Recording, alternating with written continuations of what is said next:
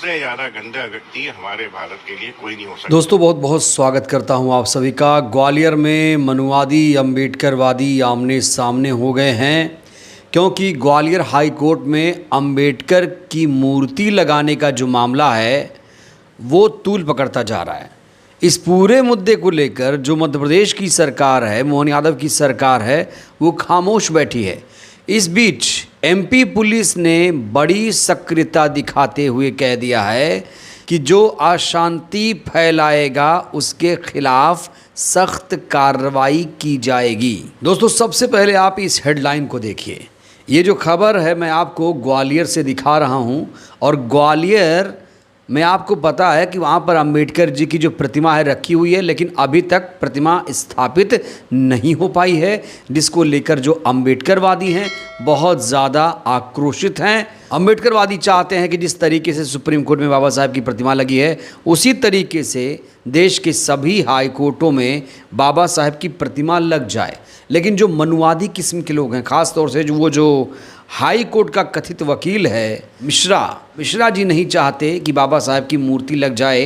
ये हेडलाइन देखिए, अंबेडकर बनाम राऊ, आंदोलन स्थगित लेकिन विवाद जारी है। ग्वालियर में वकील बोले मेरी बात तथ्यपूर्ण, पुलिस ने कहा अशांति फैलाने वाले रडार पर हैं। यहाँ पुलिस ने कह दिया है कि जो अशांति फैला रहा है वो रडार पर है। बड़ा सवाल यह है क्या पुलिस को नहीं पता कि अशांति फैला कौन रहा है? दोस्तों इससे ज़्यादा अशांति क्या फैलाई जाएगी कि कोई अंबेडकर जी को ही गंदी गंदी गालियां देने लगे।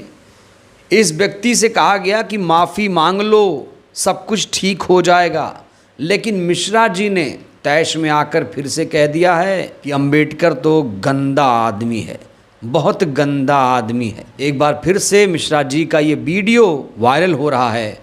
तो दोस्तों अभी का एक ताज़ा वीडियो मैं आपको दिखा रहा हूं जिसमें मिश्रा जी ने फिर से बाबा साहब को गंदी गाली दी है, गंदा इंसान कहा है। आप भी देखिए। अगर मेरा गंदा कहना उस अंबेडकर को अपराध है तो मैं आज पुनः कहता हूँ उससे ज्यादा गंदा व्यक्ति हमारे भारत के लिए कोई नहीं हो सकता। चूंकि पुलिस ने कहा कि अशांति फैलाने वाले रडार पर हैं, तो ये वीडियो भी मध्य प्रदेश पुलिस को देखना चाहिए कि एक्चुअली में अशांति फैला कौन रहा है। मिश्रा जी फैला रहे हैं या उनके विरोधी फैला रहे हैं। ये वीडियो दोस्तों बहुत सारी कहानी, बहुत सारी हकीकत बयां कर रहा है। सोचिए आज वो दौर आ चुका है, 2014 के बाद भारत में, देश में वो दौर शुरू हो गया है जब अंबेडकर जी को खुलेआम गाली दी जा रही है, गंदी गंदी गालियों से नवाजा जा रहा है। कहाँ पे? डबल इंजन सरकार में। सोचिए अगर मध्य प्रदेश में किसी बहुजन की सरकार होती तो क्या ये जो मिश्रा है तो क्या ये जो अनिल मिश्रा जैसे लोग हैं क्या वो सलाखों के पीछे नहीं पहुंच जाते? क्या इनकी गिरफ्तारी नहीं होती? क्या इनके खिलाफ कार्रवाई नहीं होती? बेशक होती। दोस्तों अनिल मिश्रा जैसे लोगों पर हंसी आती है, तरस आता है कि इस उम्र में आके जब इज्जत कमानी चाहिए तो जिल्लत की ज़िंदगी जीने पर ये लोग मजबूर हैं।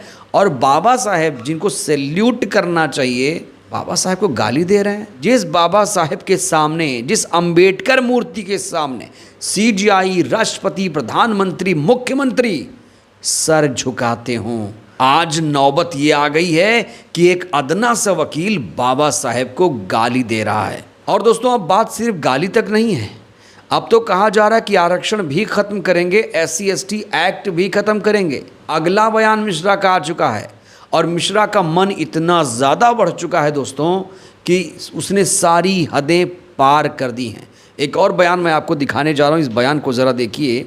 यहाँ क्या लिखा है? अगर दलित इतना मजबूत हो गया कि वो ब्राह्मणों को चुनौती देकर लड़ सकता है, बराबरी कर सकता है, तो संविधान से आरक्षण और SC/ST एक्ट तुरंत प्रभाव से हटाकर इन्हें खुला छोड़ देना चाहिए बराबरी करने के लिए।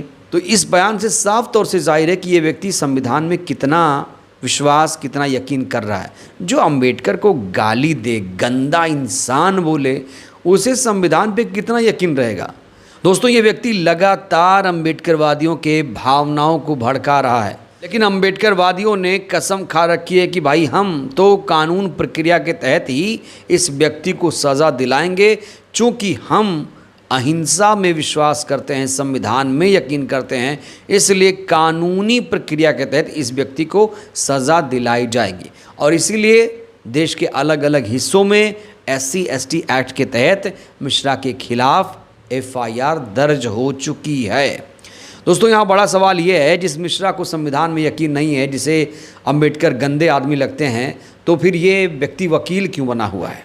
क्योंकि हमारे देश में संविधान अगर नहीं रहेगा तो वकील कहाँ से आएगा? संविधान ने ही वकील का प्रावधान दिया, और इसी संविधान को अगर कोई गाली दे, वकील कोई गाली दे, तो दोस्तों इससे ज़्यादा शर्म की बात कुछ होती नहीं है। और MP सरकार, जो मोहन यादव की सरकार है, वो क्या कर रही है, ये भी अपने आप में बड़ा सवाल है।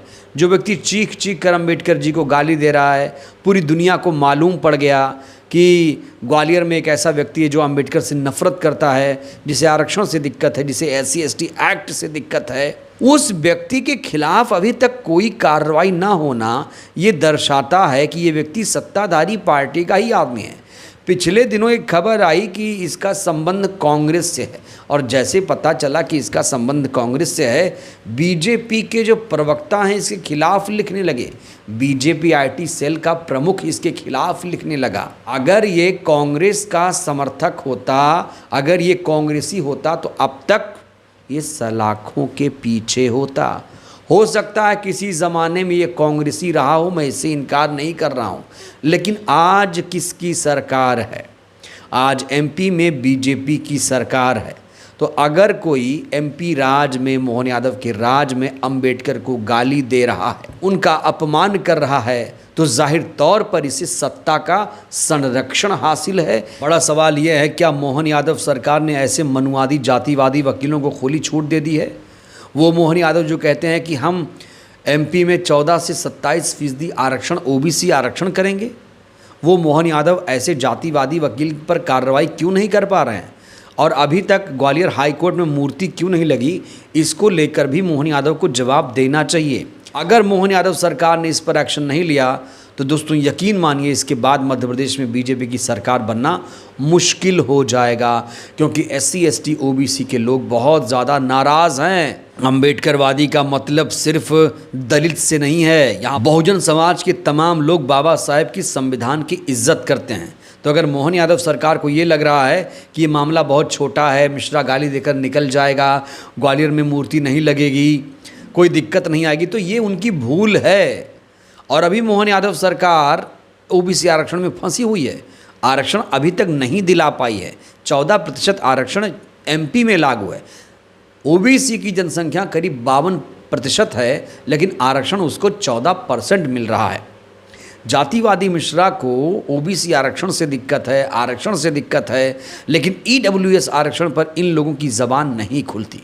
जिसकी आबादी 5 से 10% हो, उसे EWS आरक्षण 10% मिल रहा है। इस पर ये जातिवादी लोग, मनुवादी लोग नहीं बोलेंगे, और यही इनका डबल स्टैंडर्ड दिखाता है। तो दोस्तों इस समय जो अंबेडकरवादी लोग हैं यही चाहते हैं, देश के कोने कोने से यही आवाज़ आ रही है कि मिश्रा के खिलाफ तुरंत से तुरंत कार्रवाई की जाए, तुरंत इसके खिलाफ सख्त एक्शन लिया जाए। जो लोग अंबेडकर को गाली दे रहे हैं, आरक्षण को गाली दे रहे हैं, SC/ST एक्ट को गाली दे रहे हैं, इनके खिलाफ सख्त एक्शन अगर नहीं लिया गया तो आने वाले दिनों में ऐसे जातिवादी, मनुवादी लोग और पैदा हो जाएंगे जो देश का माहौल खराब करेंगे।